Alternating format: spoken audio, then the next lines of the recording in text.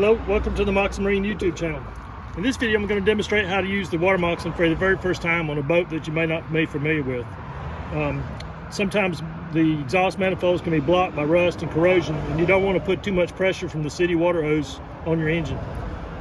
About 15 psi is what cars and trucks run at, so I would say that's about the maximum you want to go. But there's a sort of a poor man's way of doing that, and I'm going to demonstrate that now. So the first thing we want to do is we want to disassemble the Water Moccasin as it comes out of the package or out of the box. We place it over the, you want to make sure your rubber seal is here on your gimbal drive. Place the Water Moccasin on the drive.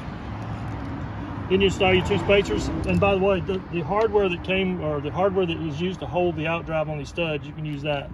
So I like to use washers on here just to protect the label from getting damaged. And then I put the spacers and then the nuts. So these nuts are the hardware that help to hold on the outdrive. I'll go ahead and tighten these down finger tight for now. That may be all it's need. I'll have to get a wrench to finish that up. But what I want to point out is, so I was saying there's a poor man's way of doing this. So the proper way to do it is to use, I've got this Y fitting, it's sort of a T, and I can put it on here like so.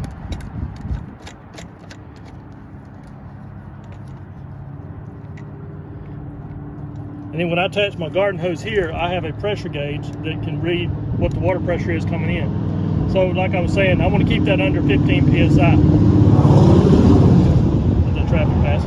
So this will tell you when you're getting closer to 15 psi and you want to watch out and maybe not overpressurize the system. And that would be because you have a blockage in your engine.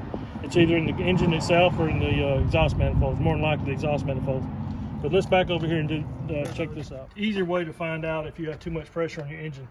And so what I do is I loosen the hose connection, and I just hook it on with a few turns onto the fitting here. And then, so I've got this pressure gauge just to demonstrate how much pressure it takes. But let's turn on the water. So with on spray, I've got roughly about 10, 12 psi at the most. So I've got about 12 psi. So if we turn around, well, let's let it purge the air out. So it's running about 12 psi there. So if we look back here at the wall, if we look back here at the wall, you can see how much water is kind of leaking out from just turning it on a few turns. Right now, if I let go of this handle, you'll see how much more it sprays out. See it gets real harder. Now it's up to about 35, it's up to 35 psi over here on this one. 35, 36, so about 36 psi. So that's how you tell if you have a blockage in your engine. If you have the hose loose and you're pumping water or pushing water through your engine and it starts to do this, if it just starts to speed up just a little bit, you know you're starting to hit a blockage and you need to shut the water off. Don't go any further than that. But so what I'm going to do now is hook up this hose back to the engine, and then we'll fill this engine up to its initial fill. All right, so what I've done here is I've attached this Y to the back of the Water Moccasin adapter, and I've got a pressure gauge so we can read the pressure going into this engine. So I'm going to go turn on the water, and we'll see what the pressure climbs up to when it's flowing through the engine. This engine is completely dry, there's no water in it, so we're doing an initial fill on this engine.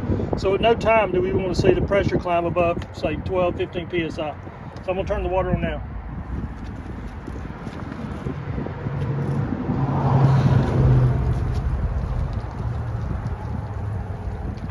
All right, so water is now flowing through the engine, or flowing through this outdrive. It's flowing into the engine.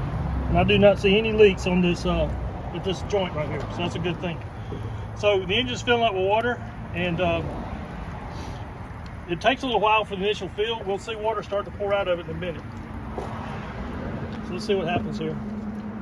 I'm still reading pretty much zero pressure. I know this engine's not clogged up because I've already tested these manifolds, but if it's a strange engine, you don't know the condition of the manifolds, they could be stopped up. So you want to do this. So again, over at the wall, we don't have a lot of leakage from our spray, about the same as we did a while ago. So that's a sign that it's not stopped up. And again, we're still filling the engine up.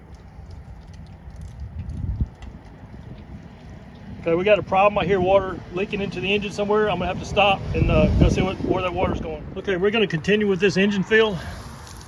I had made a mistake while I was doing the video last time. I left the blue drain plug out of one of the block drains because I was putting it in with a socket and forgot to put the plug back in it. So now we're putting in water's flowing into the engine, and it's not even making hardly zero pressure. And so now it's just a waiting game while this engine fills up, and we'll see water starting to pour out of the back right here. Here it comes. It'll start pouring out good in a minute.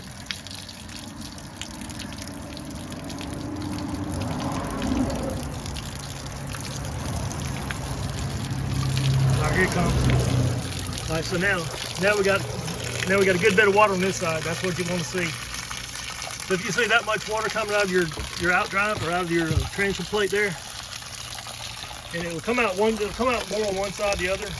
It's the same pipe inside, but if the boat's not level, it'll come out one side and more on the other.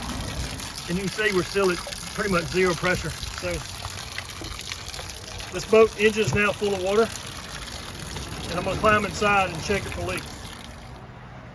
Okay, I'm now inside the boat, and I do not hear or see any leaks of water inside the engine now, although it did last time. So this engine has water flowing through it, and the engine's not running and the outdrive is not turning. It's all based on the hose connected to the gimbal housing. So that's how you do an initial fill on the engine. I'm now about to, I'm going to shut the water off, and then I'm going to try to start this engine. You don't have to, once you get the water in the engine and get it filled up, water doesn't have to be flowing inside of it. It doesn't have to be flowing before you crank it and run it for 15-20 seconds. And done with that, you don't have to worry about the water not being on, because you're not spinning an impeller in your outdrive, so you can turn the engine over without water running through it when you're trying to crank it up. All right, I'm now back outside the boat, and one of the things I want to point out, there's no leaks at the junction of the adapter and the gimbal bell housing flange. And that's a good thing, because there's other tests like I'm going to say how to run later on, and to detect if you have cracks in the engine. So that's a good feature, that it doesn't leak right there. All right, so at this time I'm going to shut the water off and get this engine running. All right, the engine's now running on the Water Moccasin only, and the timing has been set, the carburetor's been set, the idle speed's been set. It's now ready to start the outdrive.